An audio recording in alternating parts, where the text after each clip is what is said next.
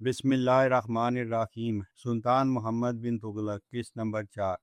خراسان کی مہم، وہ فوج جو دشمن سے لڑے بغیر ہی ختم ہو گئی۔ سب سے پہلے آپ سے ریکویسٹ ہے کہ اگر آپ نے ابھی تک اس چینل کو سبسکرائب نہیں کیا، اسے سبسکرائب کریں، لائک کریں، شیئر کریں اور بیل آئیکن لازمی پریس کریں تاکہ آپ کو ہر نئی آنے والی ویڈیو کا نوٹیفیکیشن موصول ہو سکے۔ جزاک اللہ خیر۔ ذرا تصور کیجئے، ایک بادشاہ لاکھوں دینار خرچ کرے، 3 لاکھ سے زیادہ سپاہیوں پر مشتمل عظیم فوج تیار کرے، پورے ملک سے گھوڑے خریدے جائیں، اسلحہ جمع کیا جائے، مگر آخر میں جنگ ہی نہ ہو۔ یہ صرف دولت کا ضیاع نہیں تھا، بلکہ یہی وہ فیصلہ تھا جس نے محمد بن تغلق کے خزانے کو ہلا کر رکھ دیا۔ آخر سلطان نے ایسی فوج کیوں تیار کی، اور پھر وہ دشمن سے لڑے بغیر کیوں ختم کر دی گئی؟ کہانی کا آغاز 1329 تا 1330 عیسوی۔ ٹوکن کرنسی کا تجربہ ناکام ہو چکا تھا، خزانے کو نقصان پہنچا تھا، لیکن محمد بن تغلق کے خواب ابھی ختم نہیں ہوئے تھے۔ اس کی نظریں اب دہلی سے بہت دور خراسان کی طرف اٹھ چکی تھی۔ خراسان کیا تھا؟ اس زمانے میں خراسان ایک بہت عام خطہ تھا۔ آج کے ایران کا شمال مشرق، افغانستان کا بڑا حصہ، ترکمانستان اور وسط ایشیا کے بعض علاقے خراسان کہلاتے تھے۔ یہ صرف ایک علاقہ نہیں تھا، بلکہ علم، تجارت اور تہذیب کا عظیم مرکز تھا۔ جو بھی خراسان پر حکومت کرتا، اسے اسلامی دنیا کی بڑی طاقتوں میں شمار کیا جاتا۔ سلطان کا خواب۔ محمد بن تغلق سوچتا تھا، اگر دہلی سلطنت خراسان تک پہنچ جائے تو میری حکومت دنیا کی عظیم ترین اسلامی سلطنت بن جائے گی۔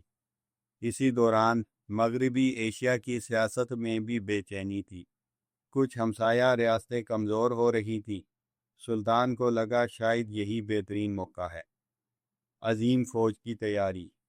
سلطان نے پورے ملک میں اعلان کر دیا، نئے سپاہی بھرتی کیے جائیں، بہترین گھوڑے خریدے جائیں، نیا اسلحہ تیار کیا جائے۔ چند ہی مہینوں میں ایک بہت بڑی فوج تیار ہو گئی۔ بعض معاصر روایات میں اس کی تعداد تقریباً 3,70,000 تک بیان کی گئی ہے، اگرچہ جدید مورخین اس تعداد کو مبالغہ آمیز بھی قرار دیتے ہیں۔ یہ اس زمانے کی دنیا کی سب سے بڑی فوجوں میں شمار کی جا سکتی تھی۔ خزانے پر بوجھ۔ ہر سپاہی کو تنخواہ دی جا رہی تھی۔ گھوڑوں کی دیکھ بھال، ہتھیار، راشن اور تربیت، ان سب پر بے پناہ خرچ ہو رہا تھا۔ خزانے سے روزانہ ہزاروں دینار نکل رہے تھے۔ وزیر خزانہ نے ایک دن سلطان سے عرض کیا، حضور، اگر جنگ جلد شروع نہ ہوئی تو خزانے پر بہت بوجھ پڑے گا۔ مگر سلطان مطمئن تھا۔ اچانک حالات بدل گئے۔ جس سیاسی بحران کی وجہ سے سلطان حملہ کرنا چاہتا تھا، وہ آہستہ آہستہ ختم ہونے لگا۔ خراسان کے حالات بدل گئے۔ ممکنہ اتحادی بھی تبدیل ہو گئے۔ اب جنگ کا وہ موقع باقی نہیں رہا تھا جس کے لیے فوج تیار کی گئی تھی۔ ایک مشکل فیصلہ۔ سلطان کے سامنے دو راستے تھے۔ پہلا، فوج کو برقرار رکھا جائے اور خزانہ خالی ہوتا رہے۔ دوسرا، فوج کو ختم کر دیا جائے۔ آخر کار محمد بن تغلق نے فوج کو برطرف کرنے کا فیصلہ کیا۔ ہزاروں سپاہی جو جنگ کی امید میں بھرتی ہوئے تھے، اچانک بے روزگار ہو گئے۔ اس فیصلے کے نتائج۔ یہ صرف ایک فوج ختم نہیں ہوئی تھی، بلکہ خزانے کا بہت سا سرمایہ ضائع ہو چکا تھا۔ سپاہیوں میں بے چینی پھیل گئی۔ کئی سابق فوجی باغی گروہوں میں شامل ہو گئے۔ عوام پر ٹیکس کا دباؤ بڑھا۔ سلطنت کی مالی حالت مزید کمزور ہونے لگی۔ کیا سلطان غلط تھا؟ یہاں ایک اہم سوال پیدا ہوتا ہے، کیا محمد بن تغلق کا خراسان فتح کرنے کا خواب غیر حقیقی تھا؟ ضروری نہیں۔ اس دور میں کئی حکمران اپنی سلطنتیں وسیع کرنے کی کوشش کر رہے تھے، لیکن سلطان نے ایک ایسی فوج پر بے پناہ سرمایہ خرچ کر دیا جس کے استعمال کی کوئی یقینی ضمانت موجود نہیں تھی۔ یہی اس کی سب سے بڑی انتظامی غلطی ثابت ہوئی۔ حقیقت یا افسانہ؟ اکثر کہا جاتا ہے محمد بن تغلق نے دنیا کی سب سے بڑی فوج تیار کی تھی۔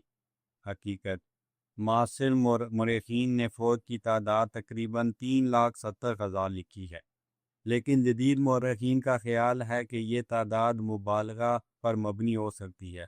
البتہ اس بات پر عمومی اتفاق ہے کہ سلطان نے خراسان کی متوقع مہم کے لیے ایک غیر معمولی طور پر بڑی فوج تیار کی، جس پر خزانے کا بہت بڑا خرچ آیا۔ اس فیصلے سے ہمیں کیا سبق ملتا ہے؟ محمد بن تغلق ایک دور اندیش حکمران تھا۔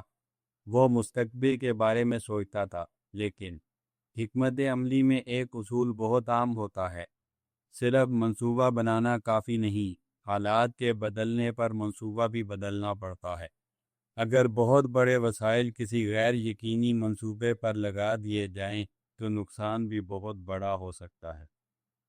اختتام: خراسان کی مہم کبھی شروع نہ ہو سکی۔